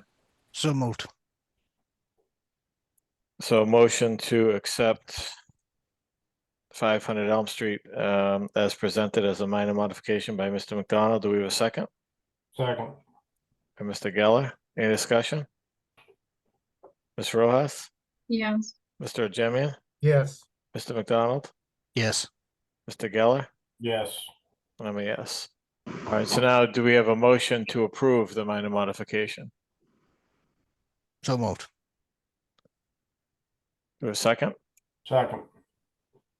Just by Mr. Geller, motion by Mr. McDonald, second by Mr. Geller, just for discussion. You know, if we could adopt a friendly amendment that the approval is subject to, you know, all applicable DPW permits, road opening permits through the town. Should I withdraw my motion, Mr. O'Brien, and then remove No, I to think, I I think, think we- we the got it. discussion counts? Okay. It's, you know, is everybody okay with that? Sounds good. All right, do we have a, I'll take the roll. So motion by Mr. McDonald, second by Mr. Geller, Mr. Jemian, yes, Ms. Rojas, Yes. Mr. Geller, Yes. Mr. McDonald, Yes. and I'm a yes. Okay, thank you. Great, thank you very much. thank you. Okay, so next up, we have 210 Broad Street. This is a facade material modification. Is the applicant with us? Yes, we have Jemin Patel here. Good evening, members of the board. I'm Jemin Patel with 210 Broad Street. I also have with me our construction manager, John Belson, as well as Sean with JTA. Okay, thank you, Mr. Patel. I'm just gonna share my screen real quick.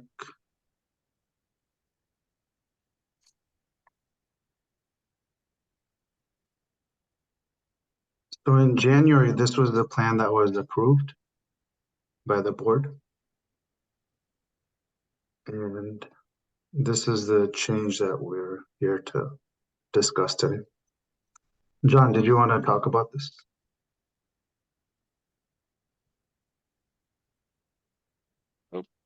Oh, John, you're still muted. You can talk, John.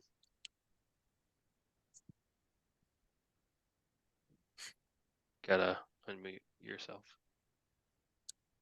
So Mr. Hi, Oh, board. you Sorry good. about that. Yeah, so we thought this would be a more traditional Oh. look. Could Obviously, you introduce gonna- yourself? I apologize. Oh, I'm sorry, John Belson, 210 Broad Street, construction manager. So after taking a good look at the building and looking into it, obviously, we're going to be cutting the Napa wings that are hanging down. That gives you that real funny Pizza Hut look. We thought this would be much more traditional. It gives depth. It's we believe it's more attractive. What I really like about it too is it kind of keeps a little bit of an overhang when customers are coming in. You're going to keep the rain and the weather off them. It does allow us to have a spot for downlighting to be lit up the front well without shading anything to the street. It's a well-built overhang where it's, you know, it's structurally taking the wings off wouldn't be doing any structural difference to the building. Really think it's going to add attractiveness to the building. So those are the main reasons. We thought it would be better for all to build it this way.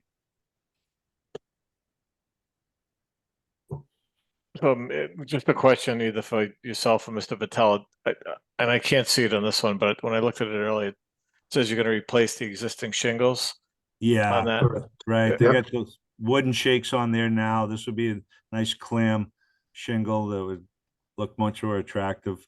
Is that asphalt or is that wood? What is Yeah, that would be asphalt.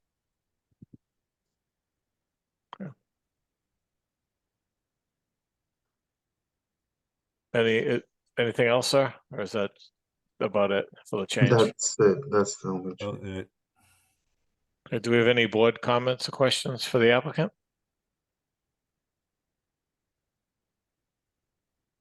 So, Mr. Geller?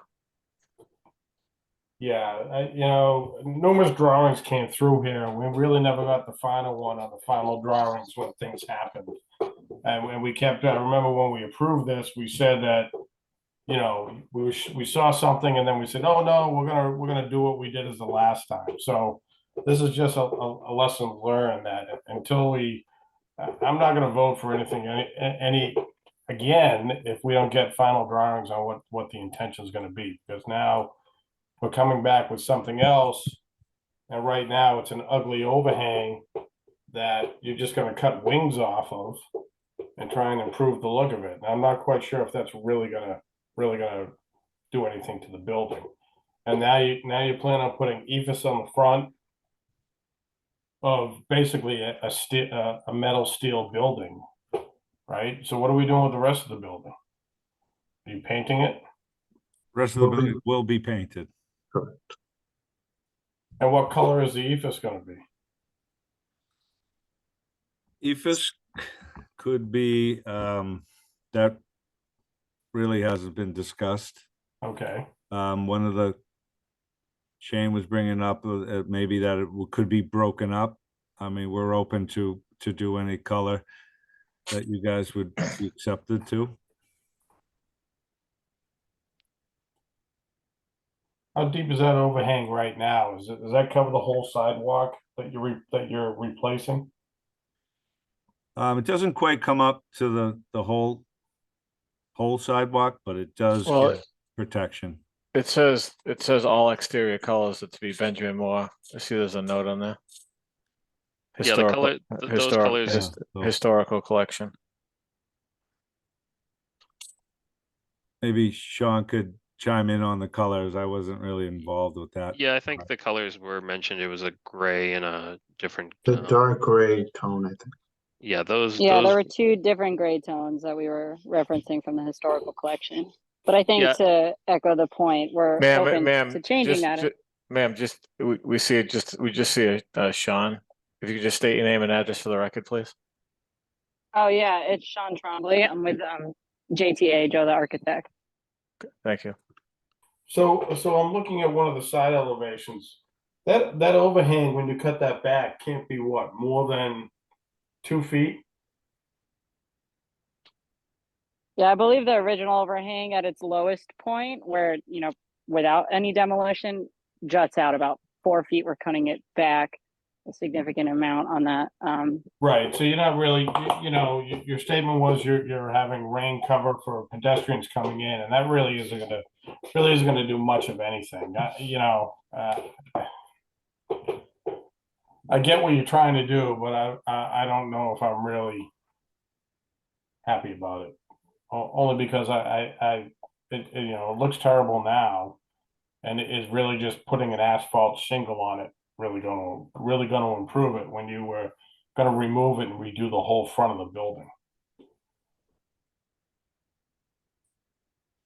And then you got some type of, is that a light fixture that's hanging down in the corner? Yeah, it's representing right now. Our intention was to hopefully by removing the bottom half of this, existing kind of crappy looking, not maintained roof. I don't know, creating this more, traditional style, like you said, thing that's more uniform and creates more of just like a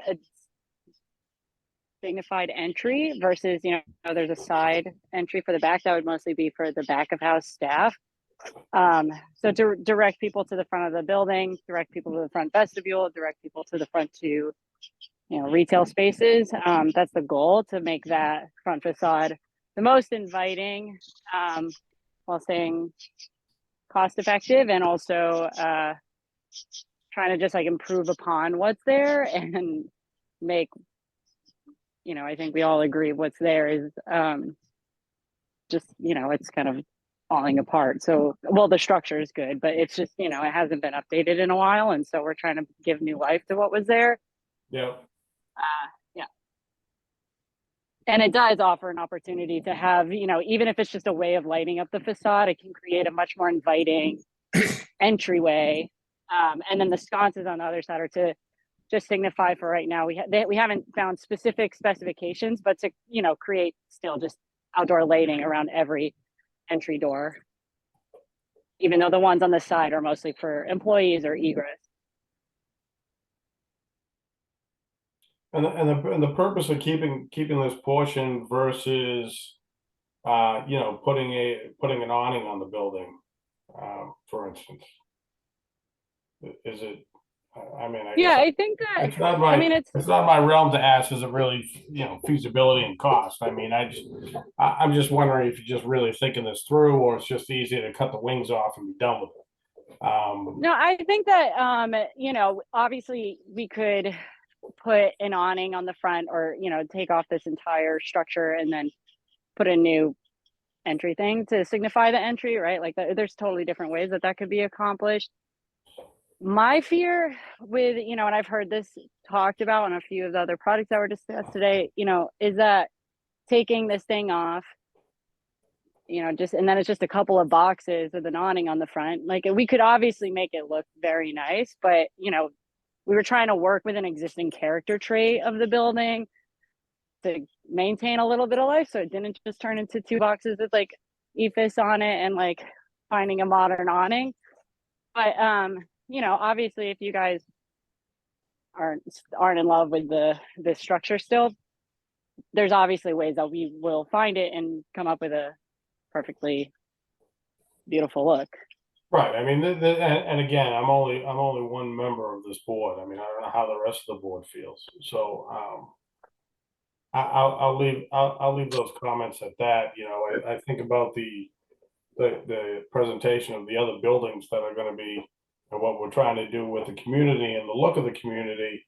That just came before us. The buildings that are going to be in the front, they're kind of colonial style. I know this is not a colonial style building. It's a prefab metal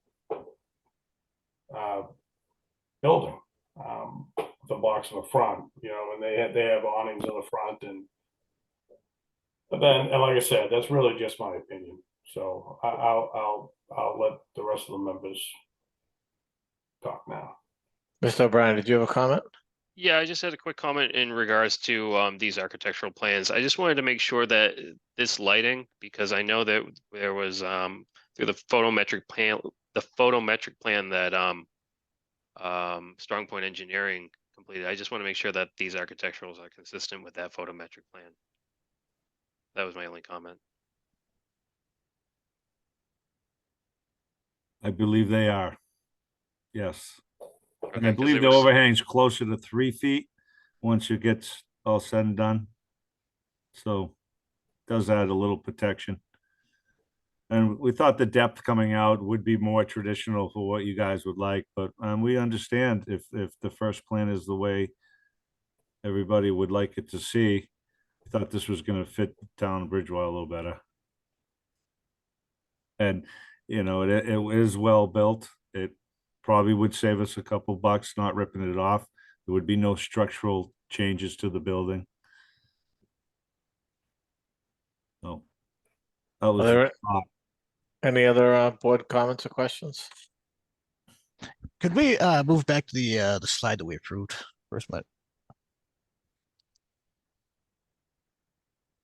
okay, thank you. Yeah, I mean, I'd have to agree with Mr. Geller That's on this just one. I all would stick with what flat, we approved. right? So that's just a flat, I don't know. But this,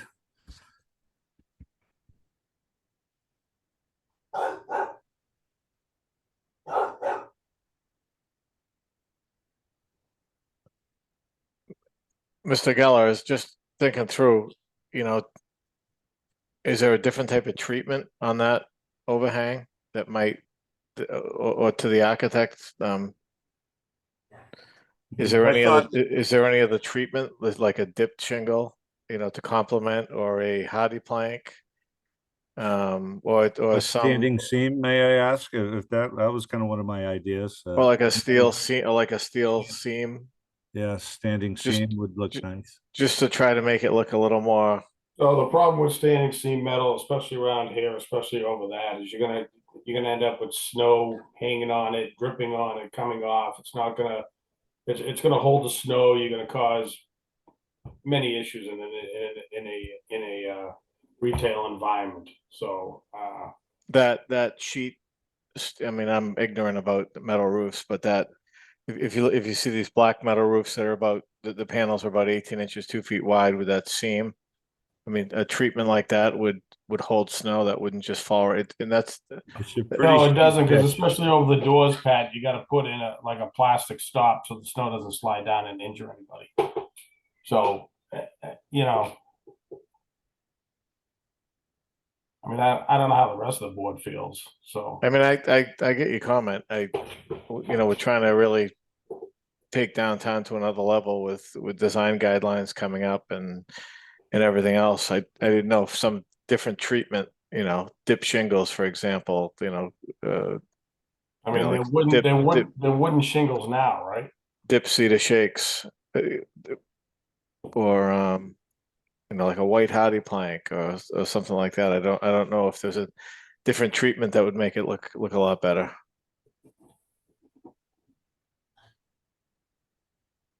I mean, it's just really a massive face of asphalt shingles. And I know the signs will cover a little bit of it. But just back to the architect, is there something that could really enhance the front of that building, but try to achieve what you're trying to achieve?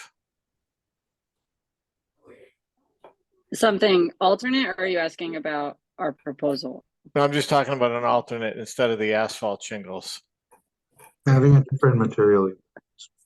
I guess when I looked at this earlier, I interpreted it as it would be, like a dip shingle or something like that, because I think there's wooden shakes on there now. They're very big and in different sizes and different shapes and rather ugly and not maintained. But I didn't know if,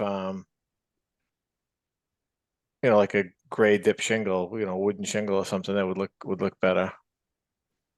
Yeah, I mean, we could. And I'm not an architect, and I don't know how it would look, but I'm just.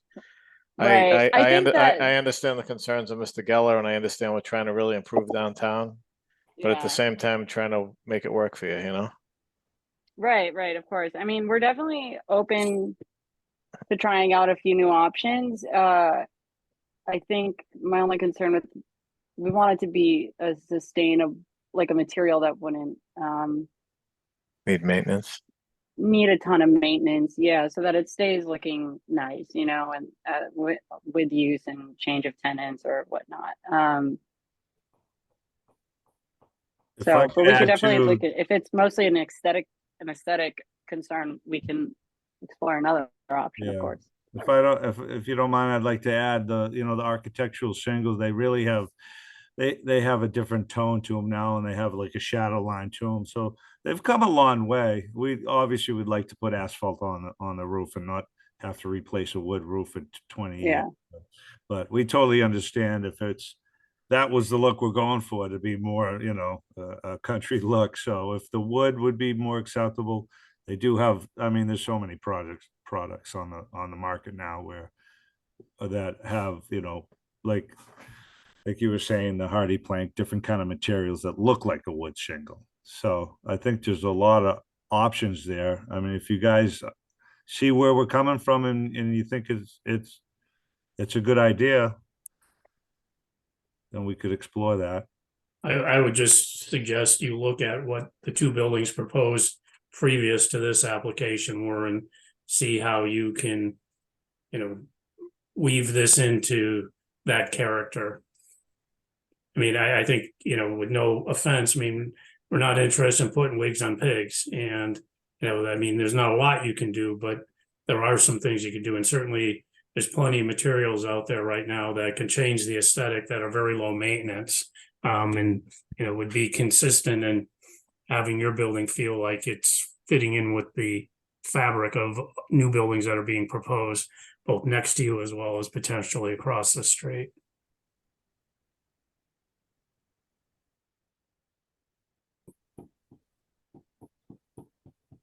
I agree. Yeah. So are you gonna ask for a continuance and come back at the meeting in the future or with some revised design? Jim, Well, would you like to go to the original design and just stick with what's approved? Yeah, I think that might, I mean, be nice to get the project underway. We thought this was a good design element that you guys would have liked. If that's not the case, I understand. Well, I mean, the other option you have is you can, if you want to discuss it further and explore enhancing this building a little bit more, you could always ask for continuance. And if you decide to stick with the original plan, you can submit a letter of withdrawal to Mr. O'Brien prior to that meeting. But if you want to keep a spot on the agenda, I think that's probably the best thing to do. yeah, so we'll request a continuance. I'm sorry, just a go ahead, point of Mr. I just want a point of clarification for everyone involved. So in the case of what has been approved, they could pursue that if they need be by a building permit. However, I don't think they would need to withdraw. I think they came before this. They sent me an email saying if this is okay, I sent this to you guys for, just because I feel like it's a minor modification and pertains Well, to the. did they do an application and pay a fee for a minor modification? I would say for something this minuscule, I don't think it would qualify for a minor modification. I would say this is just something coming back rather than me administratively change it. I mean, I think typically we would handle this as a minor modification, just like we did. Well, yeah, it is a minor modification, but I would say in terms of how this affects the site plan review, it's the smallest portion possible. I'm just kind of looking for the board's guidance in terms of if you guys feel comfortable with this new design comparative to the old one. So I'm clear. So how did they get on the agenda? Did they fill out a minor modification application and pay the $300 fee? I placed it on there, and I would feel like that be for something this minuscule would be kind of foolish. But in this case, I would say that this is more of an aesthetic change, so this project can kind of proceed moving forward. Okay.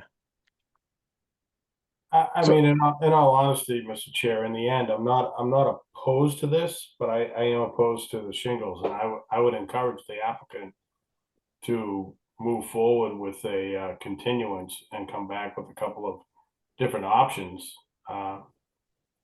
Yeah, I mean, take the comments tonight along with Mr. Ruiz and yours. As in good faith to the community to make a better Bridgewater. So, Mr. Patel, would you like to continue, or would you like to just withdraw your We request? would like to continue. Okay. So would you like to continue to our next meeting in October or the first meeting in November 1st, sir? November 1st, please. Right.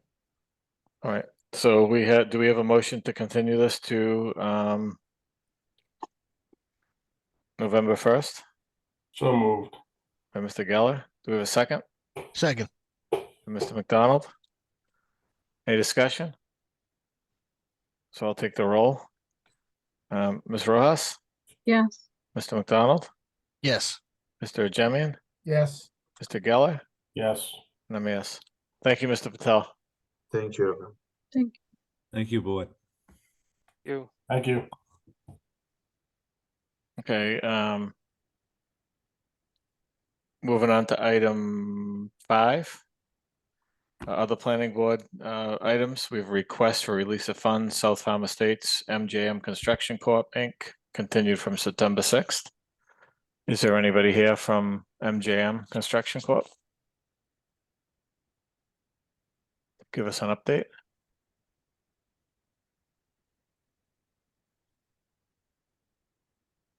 Mr. O'Brien, do you see anybody here? I do not see anyone from MJM Corp here. I believe I sent an email of the agenda to Mr. Bajinga.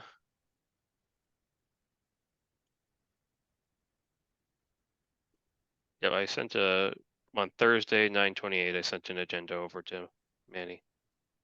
Okay, so why don't we continue this to our next meeting if there's no one here to represent the request? I know I was just looking for an update as to where they were with the conservation restriction. Yeah, and then I provided a memorandum as part of that too. So the applicant did write up as part of the conservation restriction process that the state requires and has provided it to staff. So they have made progress in terms of that. So I would leave it up to the board in terms of the comfort of the release of the bond monies, or if you want the applicant present in order to do so. I'd agree with Mr. Driscoll personally. I think we should just at least, I mean, we can consider the bond request, but I'd like to have an update. I expected that the attorney would be here tonight, or so. It's at the will of the board if we want to act on it, or somebody can make a motion to continue it to next meeting. I'll make a motion to continue it to our next meeting. Which is October 18th. 18th. Yes. So we have a motion by Mr. McDonald to continue this item to October 18th. Do we have a second? Second. By Mr. Jemian. Any discussion? Mr. Jemian, Yes. Ms. Rojas, Yes. Mr. McDonald, Yes. Mr. Geller, Yes. and I'm a yes. Okay, so next item, item 6, we have planning board meeting minutes, August 16th, 2023. Do we have a motion to approve? So moved. By Mr. Geller, do we have a second? Second. By Mr. Jemian, Mr. Geller, Yes. Ms. Rojas, Yes.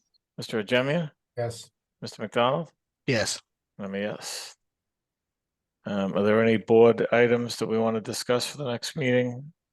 Mr. O'Brien, or what's on the agenda for next meeting? That would be the continuation from South Farm. We have a site plan review, couple A&Rs, as well as the continuation of the Claremont Hotel. So we have a couple items. Okay, on the just 18th. and just so the board knows, I don't know if it was circulated or not, but the day or two after our last meeting, I did submit the request to town manager Dutton in regards to getting a written opinion from town attorney in regards to the special permit and whether or not it was valid or not. So that did get sent based on our motion and vote. Excellent. Update. Is there anything else, Mr. O'Brien? You have OCPC Route 18 study? Yep. Tomorrow there's going to be a Route 18 virtual presentation, a virtual public meeting of the studies, the study and the work that's been done from Old Colony Planning Council. Yours truly, Bob Ruley, will be presenting, as well as OCPC staff. So we encourage board members and members of the public to attend the virtual meeting. I'm happy to provide that information to anyone whom is interested. So I will place in the chat information about that study. I think you may have to, I think there's a Zoom link as part of it. But let me Instead of throw placing that in the chat for the board, could you send that to all the board members, Shane? Please. Sure, absolutely. But I encourage members of the board and the public to attend. But that's all I have for now. Great. I skipped over Mr. Jemian or anybody else that are on subcommittees or tree boards. Are there any board reports at this point? Updates? No, no. Okay, and I was away traveling last Wednesday, so I was unable to attend the CPC meeting. So, all right, if we have nothing else, item 7, adjournment. Do we have a motion to adjourn? Before we do so, I'd just like to thank Mr. O'Brien and Mr. Ruley for their assistance while you were out, Pat. Always a great resource to have them when I fumble through proceedings. Now, Mr. Ruley is back. I don't know if he just went to another page or if he left. Bob, do you have anything to add? I didn't mean to skip over you. No, I'm good. I mean, we will be, we had 253 people attend the community workshop last week, which was great. We expected 100 to 125.